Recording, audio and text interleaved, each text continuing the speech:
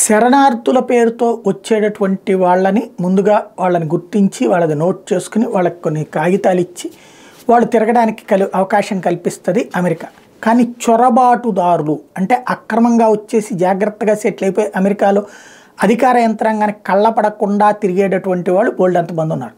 వాళ్ళు అక్కడ చాలా క్యాజువల్గా తిరిగేస్తుంటారు. ఈ పాలస్తీనా అనుకూల ఉద్యమాలు ఇట్లాంటప్పుడు బయటకు వచ్చేస్తారు, మళ్ళీ ఆ తర్వాత డిస్పర్స్ అయిపోతారు. వాళ్ళ మీద నిఘా పెట్టే వ్యవస్థ అమెరికా దగ్గర పర్ఫెక్ట్గా లేదు. దాని పర్యవసానం ఇప్పుడు అక్కడ రెచ్చిపోతున్నటువంటి గొడవలు సృష్టిస్తున్నటువంటి వాళ్ళు, అల్లకల్లోలాలు సృష్టిస్తున్న వాళ్ళు, హత్యలు చేస్తున్న వాళ్ళు, దోపిడీలు చేస్తున్న వాళ్ళు, ఉద్యమాల పేరుతో రచ్చ చేస్తున్న వాళ్ళందరూ కూడా ఇట్లాంటి చొరబాటుదారులు. ఇప్పుడు ఈ చొరబాటుదారులు ఈజీ మూమెంట్ ఎట్లా కుదురుతుంది? అక్కడ వెహికల్స్ ఇట్లాంటివి అయితే వెంటనే దొరికిపోతారు. కారు కొనాలంటే అట్లా సాధ్యంగా, దొంగతనం చేస్తే దొరికిపోతారు. మరి ఎట్లా ట్రావెల్ అవుతున్నారు వీళ్ళు? నడిచి ఎన్ని కిలోమీటర్లని పోతారు అమెరికా లాంటి చోట్ల?